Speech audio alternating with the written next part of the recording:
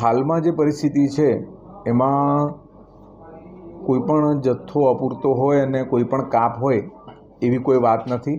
અને અમને પણ એવી કોઈ સૂચના નથી.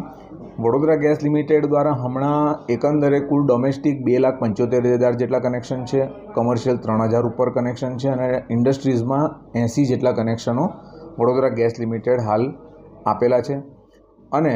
ડોમેસ્ટિકની અને આપણે કોમર્શિયલની વાત કરીએ તો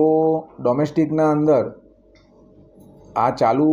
ગયા અઠવાડિયામાં જ લગભગ 400 જેટલી અરજીઓ નવી આવેલી છે અને 1500 જેટલા લોકોએ ઇન્ક્વાયરી કરી અને ફોર્મ લઈ ગયા છે કે જે લોકો આગામી સમયના અંદર નવા કનેક્શન માટેની અરજી કરશે અને હજી પણ લોકો ઇન્ક્વાયરી કરી રહ્યા છે અને એ પ્રમાણે નવા કનેક્શન આપવામાં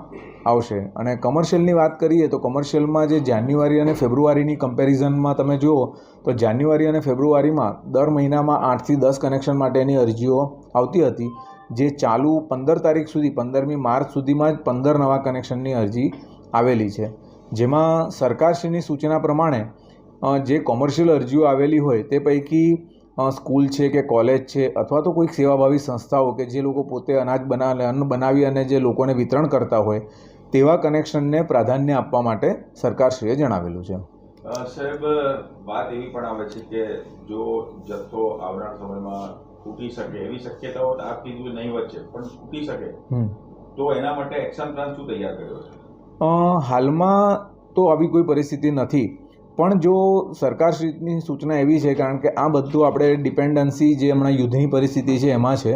તો યુદ્ધની પરિસ્થિતિ જો વધારે વકરે તો પણ જે ડોમેસ્ટિક આપણા જે પણ કનેક્શન ધારકો છે એ અમારી સૌથી પહેલી પ્રાથમિકતા રહેશે અને લોકોને પોતાના ઘરે રસોઈ બનાવવામાં અગવડ ન પડે તે અમારી સૌથી મોટી પ્રાથમિકતા રહેશે. તો પણ એવું કહી શકાય કે